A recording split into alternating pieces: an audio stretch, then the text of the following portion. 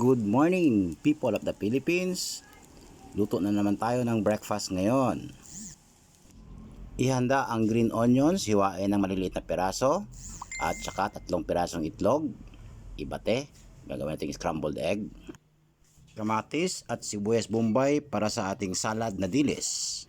Yan, huwag kalimutang hugasan yung gulay. Yan, timplahan na ng asin, yung ating itlog. Tapos maganda din tayo ng 3 pirasong hotdog, hiwain ng maliliit na piraso.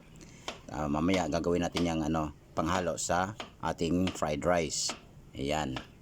Hiniwa na ni Uncle ng maliliit na piraso yung hotdog. At may dilis tayo para nga mamaya sa ating salad na dilis. At saka may galunggong, of course naman, yung paborito nating mga Pinoy.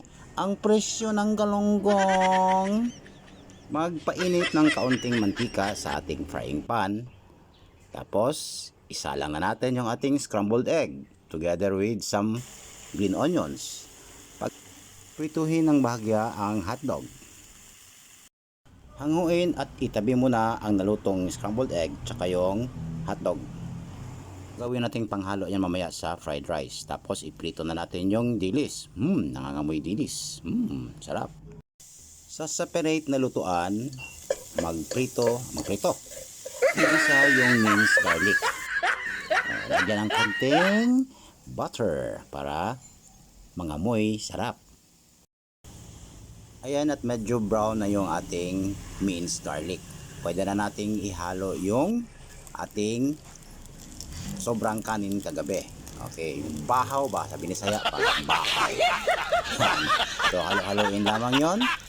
Ilagay yung hotdog at saka ihalo-halo, pati yung scrambled egg kanina. Ihalo na rin yung green onions. Ayan.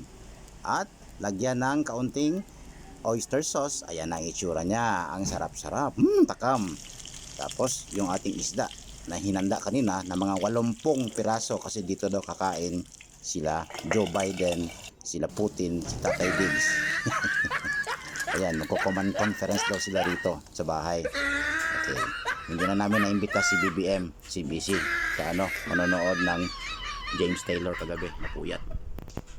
Ayan, handa na yung ating almusal. Piniritong galunggong with scrambled egg. Ayan yung ating fried rice, yung parang chow fan style na fried rice. Yan, sarap, takam-takam. Meron pa yung raisins. Tapos yung salad natin with kamatis, sibuyas bombay, radish at saka pipino sa ilalim. Ayan, kain na tayo.